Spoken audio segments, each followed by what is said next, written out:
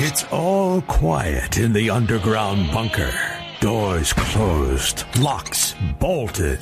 But the Great One isn't just resting on his laurels. He's making sure your weekend is even better by giving you his best. This is the best of Mark Levin. Thanks for being here. Lots to cover. Start with Iran. Now, I'm very concerned that unless we do not undertake some kind of military operations better determined by our Pentagon and our Secretary of War, that the people in Iran will continue to be slaughtered. They will be demoralized and dispirited.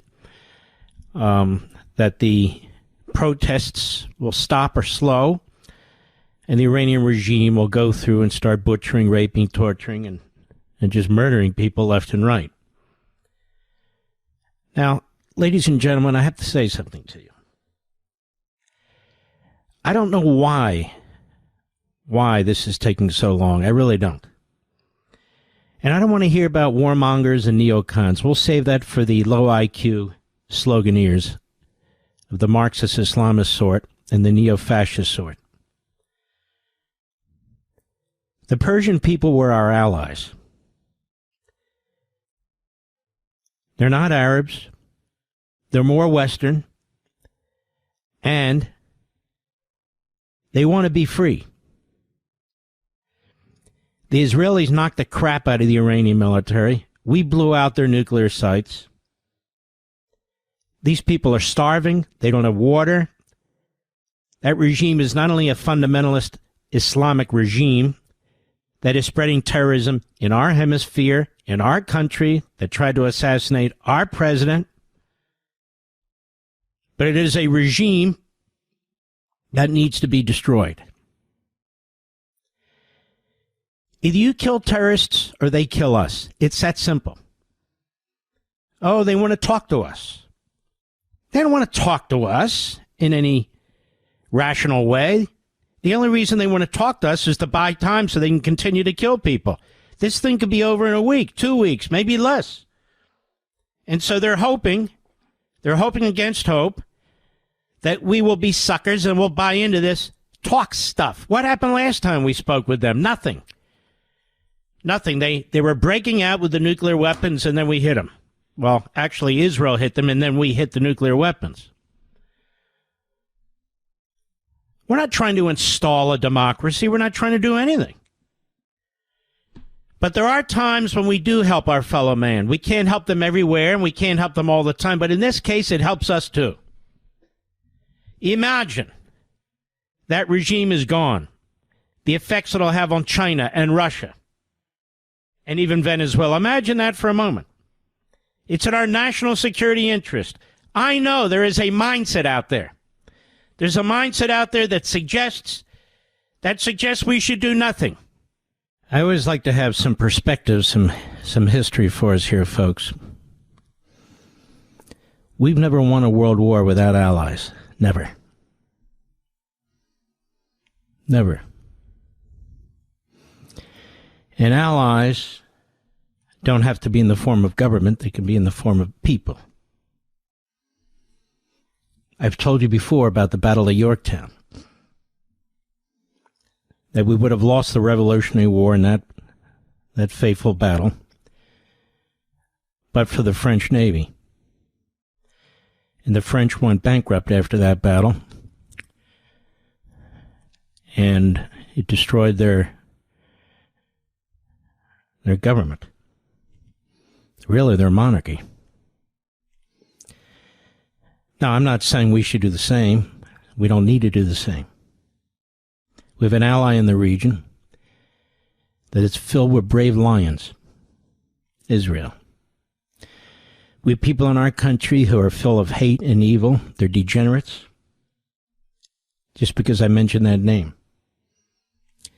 These people are dangerous, and they're psychos. You ask why we're allied with Israel? It's reasons like this, isn't it?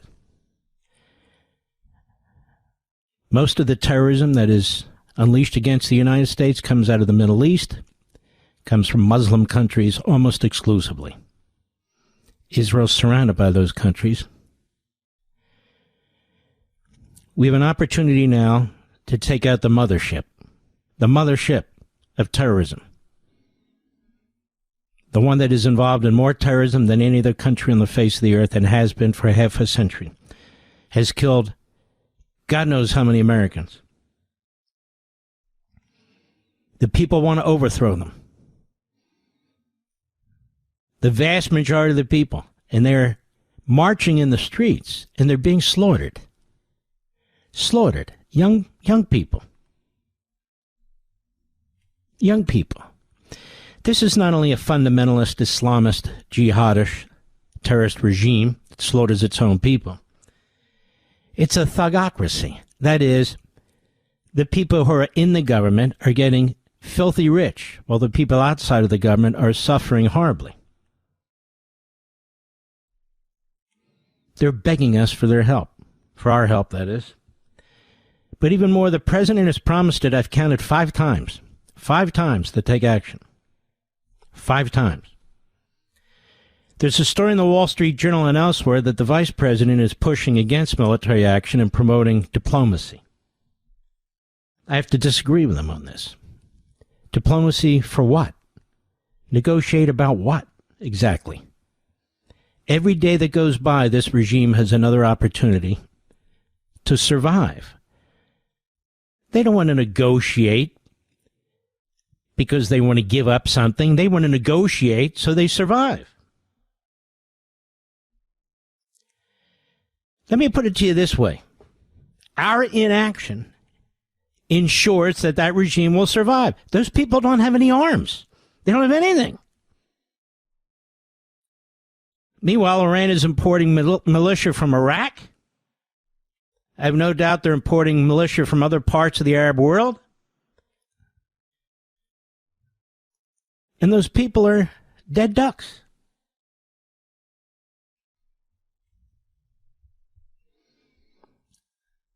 I mean, to me, now that we've drawn not one red line, but 5 red lines, it's obvious that we've placed ourselves in a position where we must act. I don't mean a cyber attack. We have to act. And there's many things we can do. Of course, well short of sending in troops. No troops are going to be sent in, and they don't need to be sent in. There's an understanding where certain of the military and others are based. They have special units to try and destroy their populations.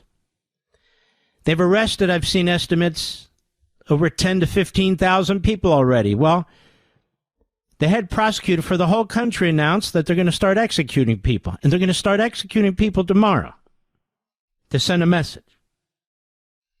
So by definition, that crossed the 5 red lines that we have set. There are times when doing the right thing is doing the right thing, in my humble opinion. This is to the benefit of the United States, there's no question. It's to the benefit of the Iranian people, there's no question. It is a problem for the Iranian regime that is a terrorist regime. There's no question about that.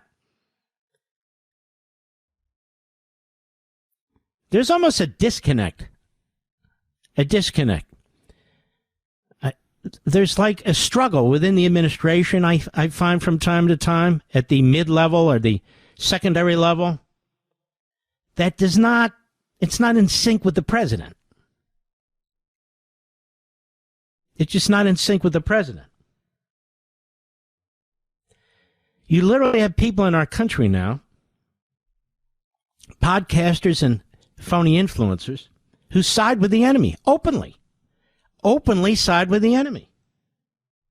They used to dress themselves up as appeasers and pacifists and isolationists. No. Now they are mouthpieces for the enemy of the United States. They trash Jews and Christians. They trash law enforcement and ICE now. It's really quite shocking. And when you look at further, you see the overlays. I mean, We have a synagogue that was attacked. Almost, I think it was burned to the ground in Jackson, Mississippi, the biggest synagogue there, the only synagogue there. You have a synagogue and a yeshiva that's attacked in New York with Hamas chanting Islamists. You have efforts being made to create Islamist communities and areas that are separate and apart from the United States. All this stuff's going on. All of it. It's a big problem. There are things going on outside the country and inside the country that it requires good people to stand up. There's an overlay to all this. It's a mentality. Let me ask you a question. You have a synagogue in Jackson, Mississippi that's virtually burned to the ground. It's as old as can be. It was also attacked during the Civil War. And it receives almost no national attention, little hits here and there. Now, I say this not to be offensive. I say this to make a point. If it were a black church that was burned to the ground in Mississippi, we'd hear about it day and night, and we should. And we should. So what gives? You've got Islamists in the middle of New York, outside a synagogue,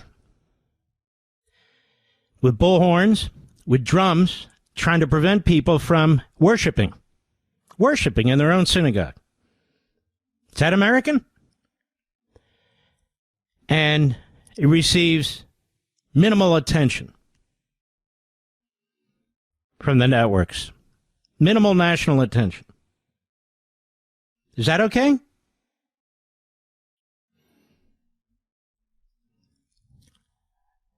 I see our country tearing at the seams here. I see our country tearing at the seams for what I've been talking about for a long time now. This Marxist-Islamist fusion, now joined in by the old sort of Klan neo-Nazi types, the neo-fascists.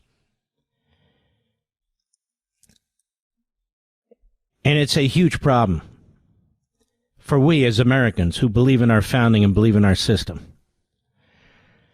So I think this needs to be confronted, whether it's in Iran where they're slaughtering their own people, where they're calling out our names, calling out the president's name for help, because they're not gonna survive without us. So we have a choice to make, a moral choice.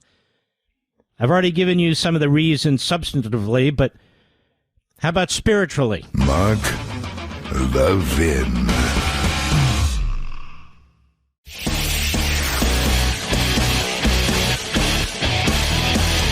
Making your weekend even better. This is the best of Mark Levin. We've been talking about what's going on in Iran.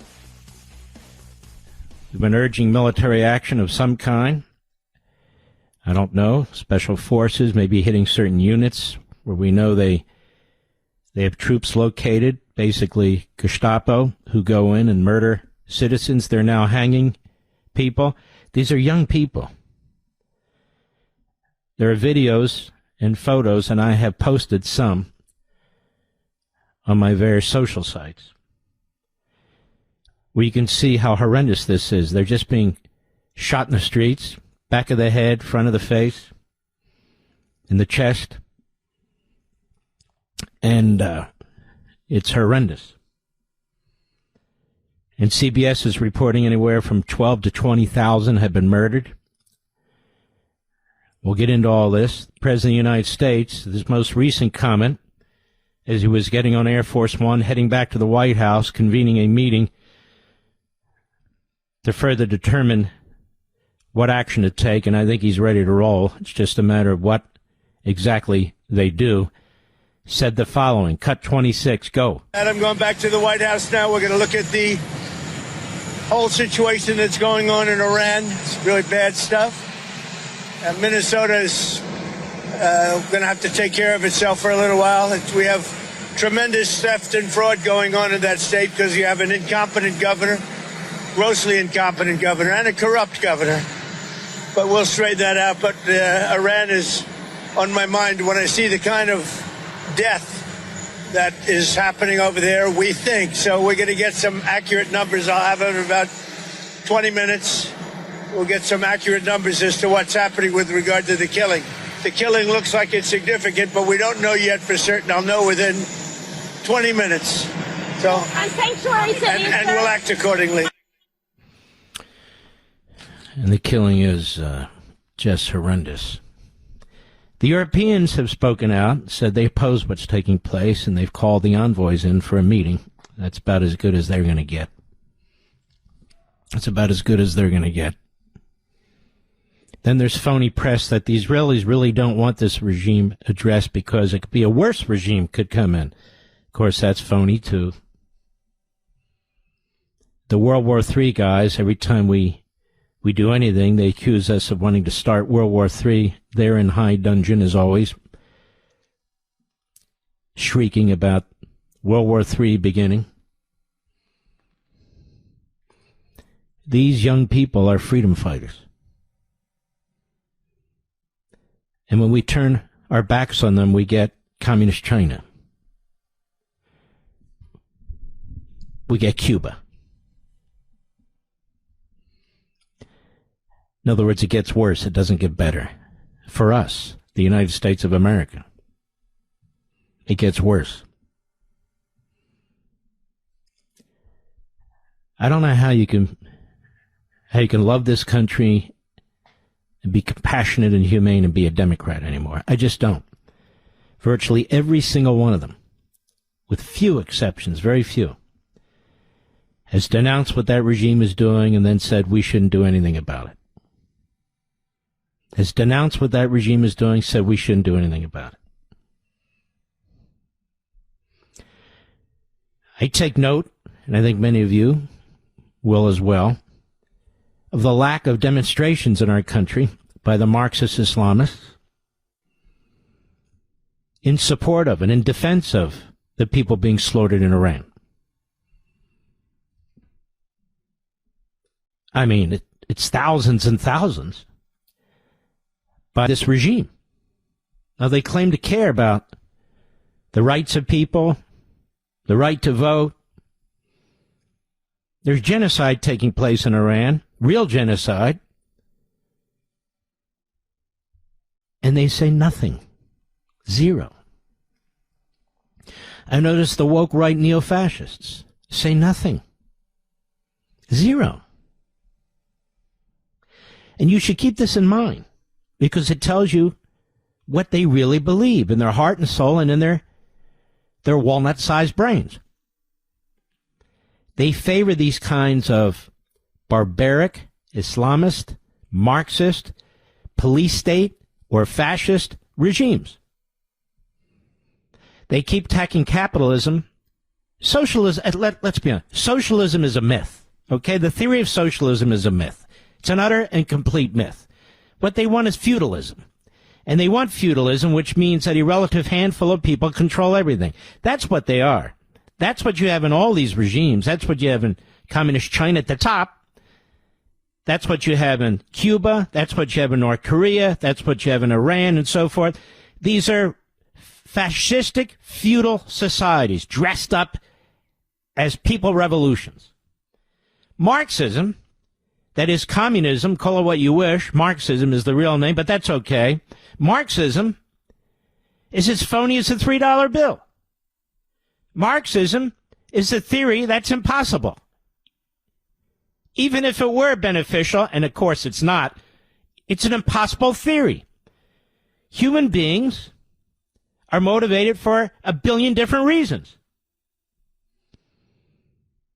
So this collective, and we're all going to share the same thing, and we're all going to be happy working for the state, is preposterous. That's not how humanity works. That's not how government works. And so people have died. 100 million people have died for a defective, phony ideology. Socialism is a fraud. Communism is a fraud. Islamism is barbaric and primitive back to the 7th century. They seek to conquer and control. They reject the Enlightenment. They reject constitutionalism, democracy. Where are these people in the street? This should demonstrate to anybody who's had questions about it once and for all that these people are dyed-in-the-wool fascists, communists, Islamists.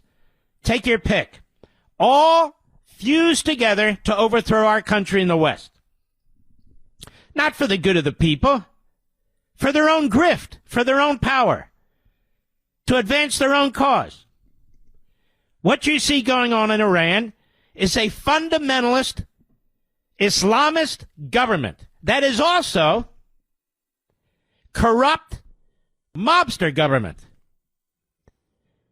where the imams become incredibly wealthy, where generals become incredibly wealthy, all in the name of faith, of course. All in the name of faith. Now, there's a lot to unravel here, and I'm going to, but I want to raise another point. The Democrats, and I've talked about this and I've written about it many, many times, but I want to bring it up again. Look in our streets. Look at Minneapolis. Look at New York. Look at L.A. Look in every major city in America. And not just our cities. Look at Plano, Texas. Look outside of Houston. Look outside of Tampa. Look at Patterson, New Jersey. Look at Dearborn, Michigan. Look. The Democrats have militarized their various constituent groups again in support of the illegal alien stampede they created under the Biden regime, because they know that to break the immigration enforcement system is to change the country forever and to establish one-party, Democrat Party control over our country as far as the eye can see. They did it in California, a conservative Republican state that not only gave us Ronald Reagan, but successive conservative Republican governors, scores of Republicans in Congress, and an electoral college map that was unbeatable for some time. Now, it's as close to a permanent Democrat-controlled state as one can imagine, and they pulled it off in less than 10 years' time. Illegal immigration and the importation of millions of people from all parts of the world who have no intention of assimilating into our country and who seek to impose their own cultures on the citizenry is already causing enormous havoc and societal unrest here. The Democrat Party is all in. It is the most unconscionable assault on our nation since the Confederate Democrats dragged our country into a civil war. Revolution by immigration, I've mentioned this to you over and over again, is what the Islamists have been preaching for decades. They seek to conquer the West and especially our country, as do the Marxist revolutionaries, who came to our country from Europe starting in the late 1800s as progressives, the 1960s as the New Left, and now simply as straight-up communists. The Democrat Party is all in again. For the Democrat Party, party comes before country, which is how communist regimes work. Fidelity and allegiance to the party is everything. And if that means changing the citizenry to achieve its ends, then so be it. The battles in our streets between ICE and the mobs are battles for the survival of this republic. The mobs are funded by power-hungry, evil billionaires, foreign governments, and their front groups, and, of course, domestic radicals born from academia. And they're using every propaganda and agitprop tactic honed and exercised by such movements in the past. Our very existence is at stake. The most magnificent, wonderful republic humankind has ever established is under attack from within like a cancer. It's metastasizing. It's gobbling up our institutions. We're using what we have to fight it. Donald Trump. Will it be enough? Will it be enough? The woke right, neo-fascists, are giving aid and comfort to these movements. They're weakening our ability to fight them. They're undermining us. They're trying to destroy the conservative movement, which they now mock. They're trying to destroy the Republican Party. They're trying to destroy the Republic because they have their own schemes in mind, their own ideas in mind. None of this is new. 1930s, the battle between the fascists and the communists in Germany. Well, the fascists won. The Soviet Union, communist. They won. People butchered, murdered, slaughtered. You're looking at it in Iran right now. An Islamist, fundamentalist, mobster regime slaughtering young people like they give a damn. And there's only one man that's going to be able to help these people achieve their counter-revolution against this fundamentalist Islamist revolution. And that's President Trump.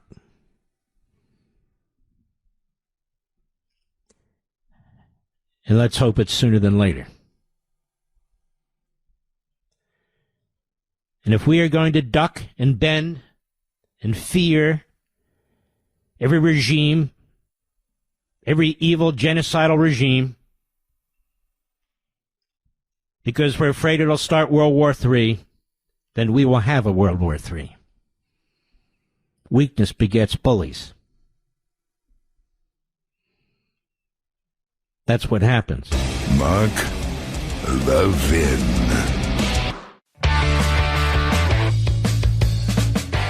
You're listening to the best of Mark Levin. You know, I'm a big fan of Selena Zito, as many of you are. She's fantastic. She's a real journalist. And she's in western Pennsylvania, in and around Pittsburgh. Sorry, Pittsburgh. It's time to get rid of that quarterback. I think he's retiring. Sad to see your coach go. He's a good guy, too. All that said, her piece in the Washington Examiner is Who Radicalized the Mississippi Synagogue Arsonist. Hasn't gotten the kind of attention it would get if it was some other group whose church was burned down. And it ought to get a lot of attention when churches or synagogues are burned down. Hate found its way to Mississippi's largest Jewish house of worship, she writes, Congregation Beth Israel, when an arsonist intentionally set fire to the synagogue at about 3 a.m. Saturday, damaging the only synagogue in the city. The alleged suspect's name, Stephen Spencer Pittman, was released late Monday. According to the FBI, he faces charges of maliciously damaging or destroying a building by fire or an explosive. Russ Latino, a native Mississippian and founder of the Jackson-based Magnolia Tribune Institute, said an affidavit filed on U.S. District Court for the Southern District of Mississippi alleges that Pittman admitted to law enforcement that he set the fire at Beth Israel because of its Jewish ties. Latino added that Pittman referred to the synagogue as the Synagogue of Satan, and detailed the steps he took leading up to the arson. Now, here's the key. Latino noted that Synagogue of Satan is an anti-Semitic phrase that both Nick Fuentes and Candace Owens have used in recent years. Quote, nothing in his personal profile points out anything political. There's no Trump or Biden or Harris. There are just a lot of Bible verses. But Synagogue of Satan, well, that is a pretty specific alliteration, and the same phraseology used by Fuentes and Owens. And the piece is beautiful, important, and I link to it online, and you can read it in its entirety. Now, what about this?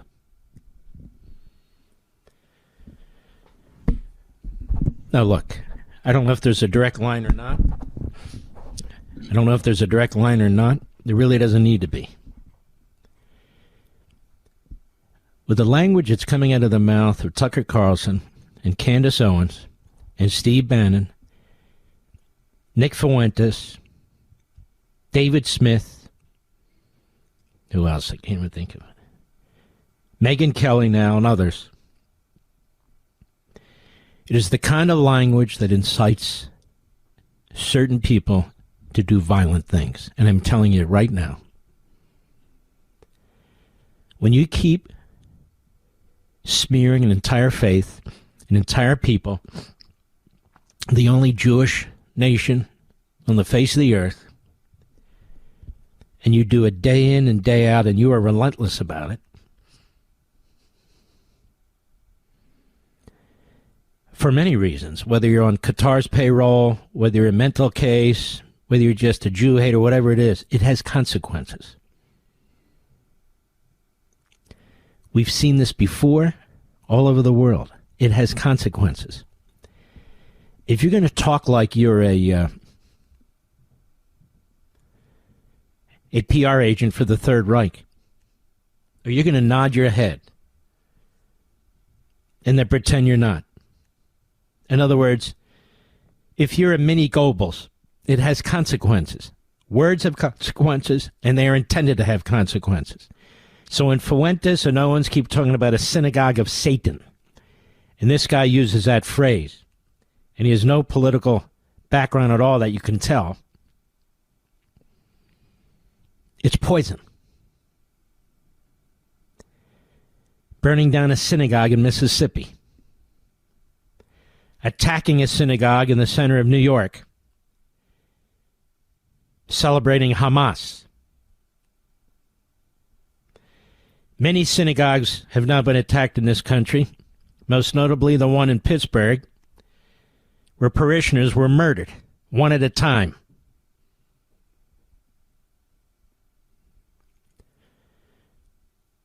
And we now have situations where Orthodox rabbis, and the garb that they wear and the beards and so forth, are particular targets, and are others who dress this way. Particular targets. Now, there was a time in our country when we would all rise up and denounce this. It's not happening. Maybe we'll get a press release or a comment here and there. On the woke right, the neo-fascists, we literally have high-ranking politicians who don't say a thing.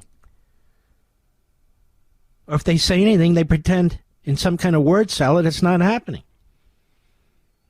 They view these people as part of their base. And there's too many of them who think this way. It's not going to serve their purposes politically, I can tell you that right now.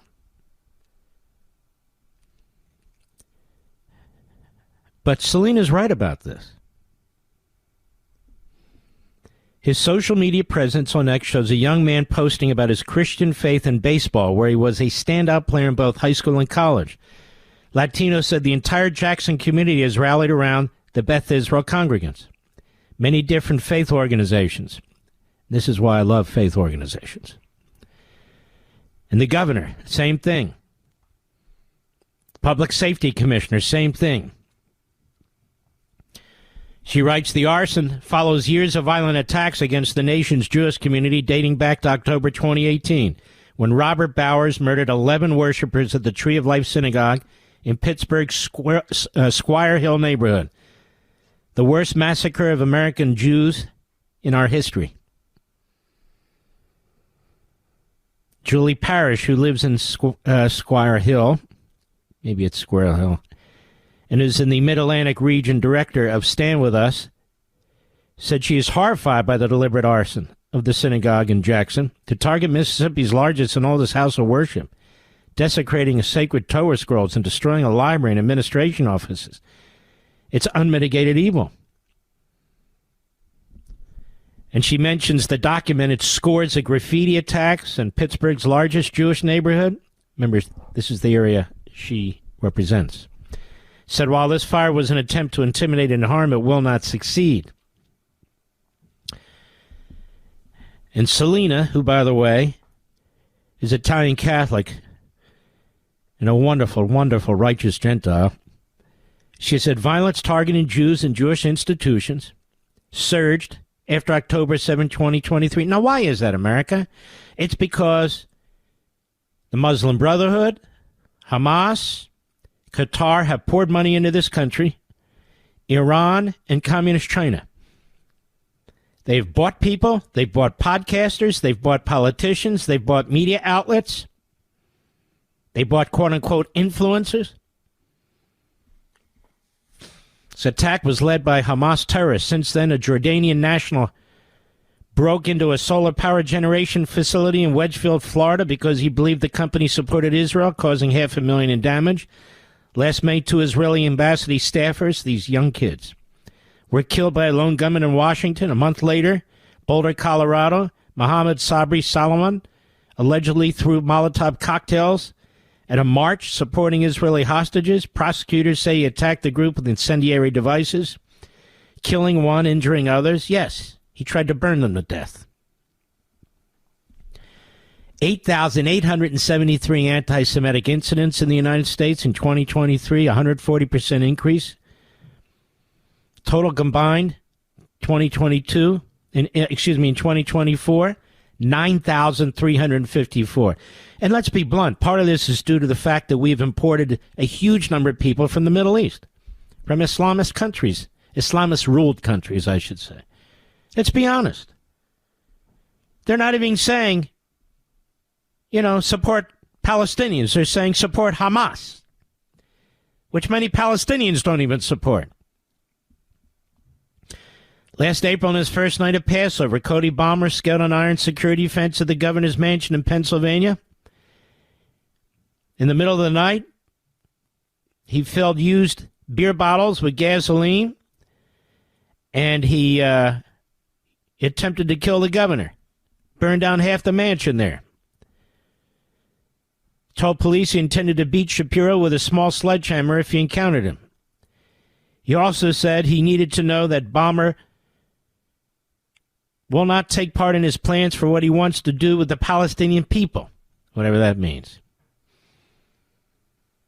That Israel's library and surrounding rooms suffered severe damage and so forth. Latinos said the sanctuary was also damaged. 5 Torahs housed there. Pittman, 19, who goes by his middle name, lives in Madison, just outside of Jackson, Mississippi. According to an affidavit filed in the U.S. District Court for the Southern District of Mississippi, he faces federal charges for using, obviously, trying to burn it down.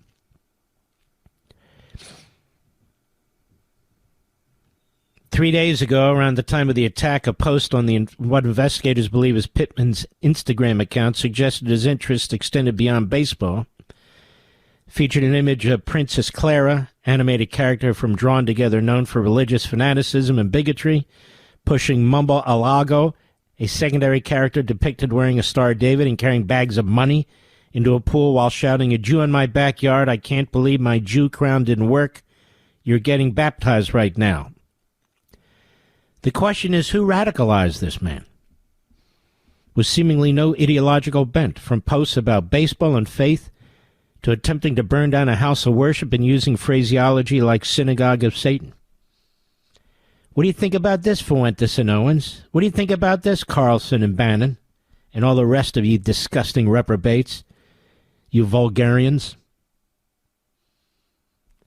I fear there's a lot more to come. A whole lot more to come. I fear that it's coming. Mark Levin.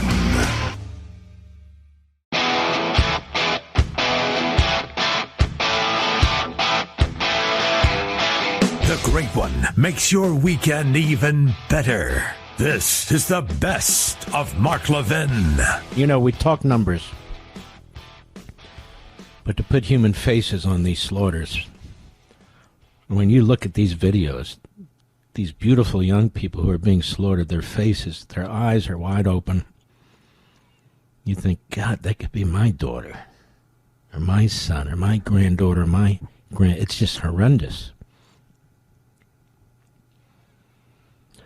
Shina Akabausi, 15 years old, was at Tehran Pars Park with 24 of his friends, where they chanted a few slogans for freedom. So the regime got word of it. They sent their killers there. Let me silence my computer here for a moment, please. Excuse me, I'm a quasi-professional. Hold on a second. Okay, did that. Good. Silence.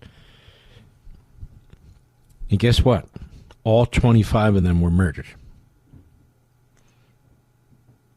All 25 were murdered. All 15-year-olds or younger. They're also secreting within these protest groups, their Stasi, if you will, and they persuade the protesters to move in a particular street and so forth where they're set up and they're slaughtered. Can you imagine being a young person just protesting for freedom and being gunned down this way? Just your mind must be, oh my God, what's happening? It's just so awful, ladies and gentlemen. Reports coming out of Iran that Iranian footballer Mojtabi Tarshiz and his wife were killed by the regime while peacefully protesting. Their two little daughters are now orphaned. So one of their big footballers. Leaked footage from the streets of Kermanshah shows Islamic Revolutionary Guard Corps units spraying protesters with bullets, just machine gunning them down in demonstrations. A doctor inside Iran delivers a stark warning. He says the killing is widespread, hospitals are buckling, and the blackout is hiding the scale of the bloodshed. CNN reporting, bodies are stacked up, makeshift morgues filled with grief, much of its remains unseen beyond Iran's borders. They're putting people in freezers, and they're finding that some of them were not even killed. They were wounded, but then they froze to death. They suffocated in the freezers. They've been going into hospitals, dragging out doctors and nurses who've treated protesters, killing the protesters, and, as the Democrats like to say, disappearing the medical staff.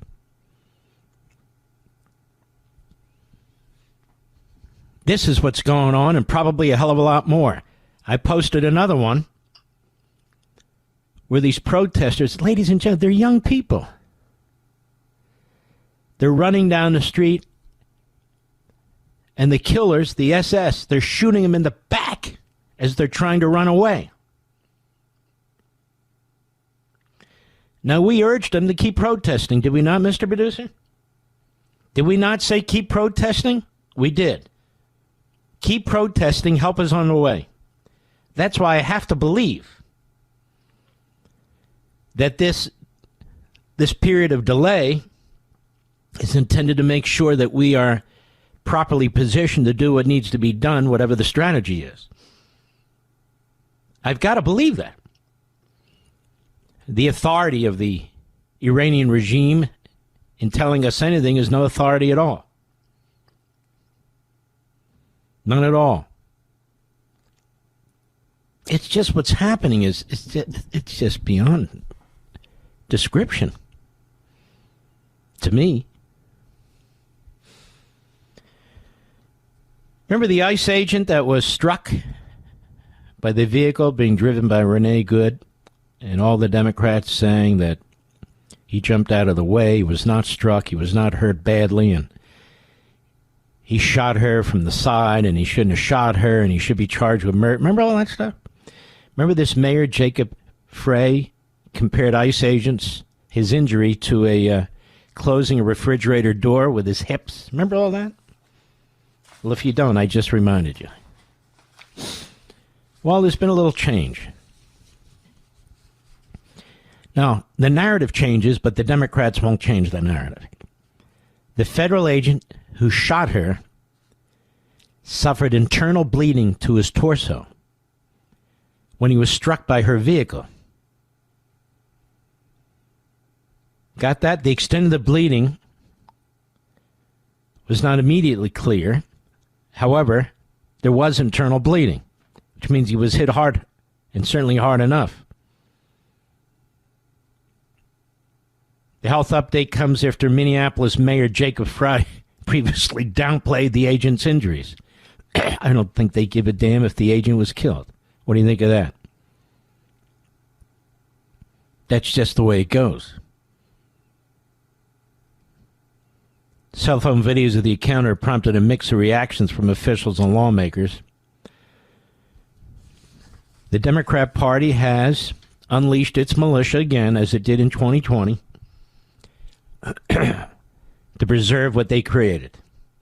Millions of illegal aliens in the United States, hoping the Supreme Court rules on birthright citizenship to uphold what's been done so that their children can become American citizens, even though the Constitution says no such thing, even though no federal statute says any such thing. Birthright citizenship, that phrase exists absolutely nowhere in our Constitution or in our codes anywhere. They concocted it. But we have a few justices who are intimidated by the public and the media. No question about it. And I think part of the lead up to that decision is what you see going on with the Democrats in the streets. And they are being urged to do violence. They're being urged to obstruct federal agents, law enforcement, who are trying to find the illegal aliens, especially the criminals, and to remove them as is required by federal law. And now the Democrats are talking about eliminating ICE, slashing ICE, or they'll shut down the government. Then, of course, they'll blame the Republicans because they feel this has worked for them in the past. Pretty outrageous, don't you think? Here's Chuck Schumer in the Morning Joe. Go ahead. Cut 8. We have talked to police officers across the country and the police department in Minneapolis itself. And they know that these ICE agents are so totally untrained in police doctrine. They don't know what to do, how to do it, and it ends up even killing people. So they're attacking the institution? What do they mean they're untrained? The guy that shot Good had been in there for 15 years. So who's he talking about? He just talks out of his butt, Schumer does. They take the side of the criminal. They take the side of Garcia, remember that criminal? They take the side of Khalil, remember that jerk? That Hamas-supporting jerk? It's the truth. Many of them took the side of Hamas against Israel. This is a party that needs to be replaced with another party, quite frankly. It's a disaster. And it's un-American. Mark Levin.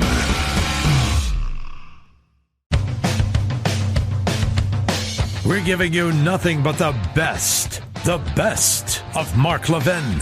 There's 3 avenues for civil action that should be brought against individual perpetrators. Individual perpetrators. So they're not just acting as a group, or there's some criminal charge, trespass or assault that's brought and sits there for years and years and years. I'm thinking something a little differently. That can be done in addition to that or exclusive of that. As I said at the beginning, number 1, civil lawsuits by the Department of Justice for damages to federal property. So if somebody, and that includes briefcases, papers, attacking a vehicle, whatever it is. That is not only a crime, but that provides a basis for civil litigation by the federal government. I'm not aware this has been done, but it ought to be done, and it ought to be done a lot.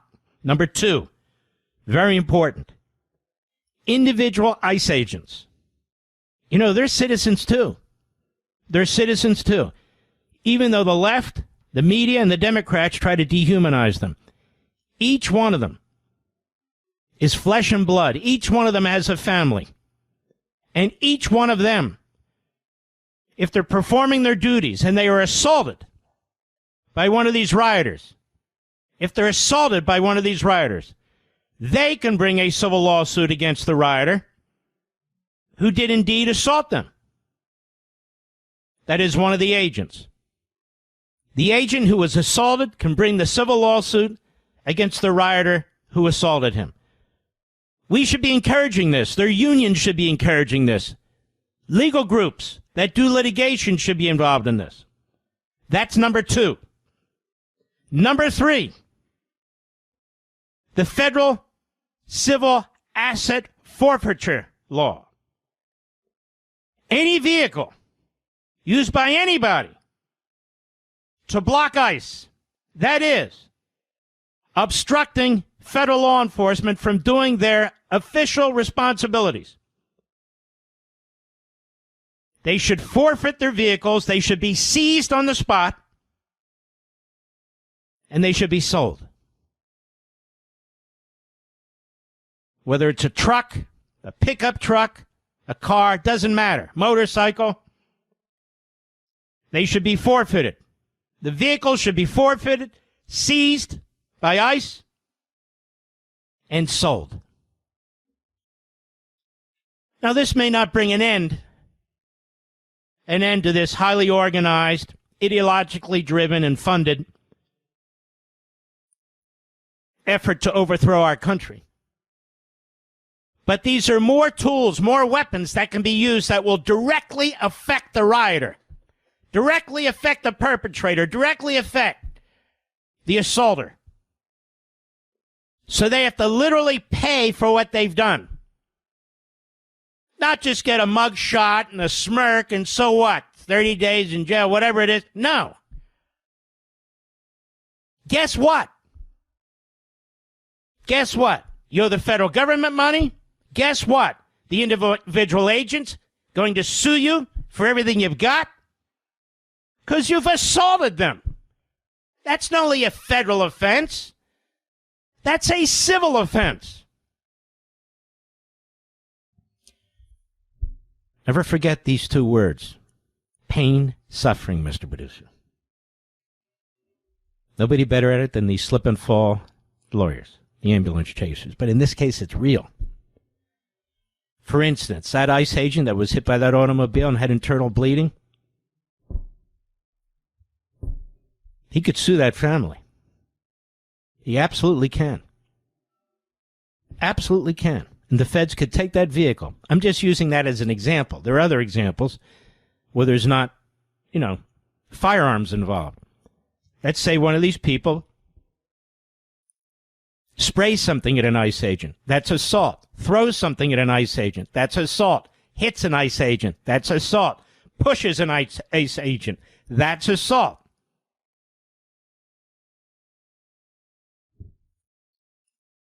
That ICE agent, depending on the facts, obviously, has a potential private individual case of action against that rioter, that protester, that person who assaulted them. And again, the vehicles. Seize the vehicles, forfeit the vehicles, and sell them. Somebody puts a truck in front of a street, take it. Oh, thank you. What a gift. That's correct. That's correct. Now, what about the Insurrection Act? The Insurrection Act, I did an entire show on that on Fox, and I've done it for you. I always do it for my radio audience. Insurrection Act has been used at least, give or take, 36 times by presidents of the United States of both parties since Thomas Jefferson, even before we had an Insurrection Act, since him, all the way up to George W. Bush. Excuse me, George H.W. Bush. The President of the United States is much more restrained than he's given credit for. He hasn't used it yet, despite the riots in L.A. and other cities and now what's going on in Minneapolis. He didn't use it in his first term either. But he can. It's constitutional, absolutely legal, despite what the Democrats say when they talk about dictatorship, the Gestapo. These are very sick people, the Democrats. They hate America, as my book said. Longest book I've ever written. It could have been twice as long. Page after page after page. of recording the Democrat Party's hate for this country and its actions against this country. And that is a long list. Right now, today. But that's how it works. That's the truth. That's the truth. So I say we'll get into, we'll be circling back to these different issues because I believe they do need to be discussed. But I want these federal law enforcement officials, you bring these cases in federal court. Not state court. I'm talking about federal law, federal statutes, not state. And don't you love these Democrats now comparing ICE trying to enforce federal immigration law that they passed with Republicans to what's going on in Iran? That's how sick it is. You got, by the way, Tucker Carlson interviewing a confidant, a comrade of Putin's. He says Putin got rid of the money changers, Mr. Producer. Money changers. Where have we heard that before, Rich? The money changers, which is another phrase that's used to attack Jews. That's what the Klan does, the neo-Nazis do, the Third Reich.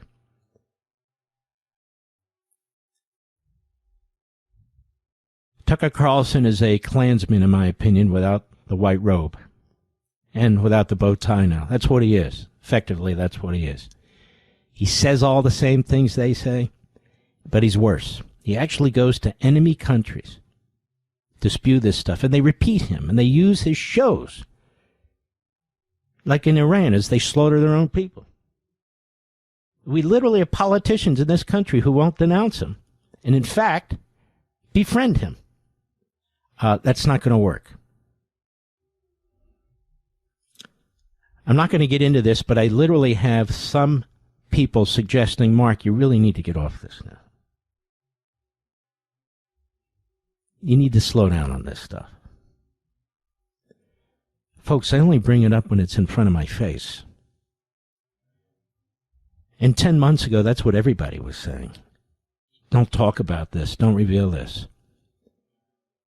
What good is radio?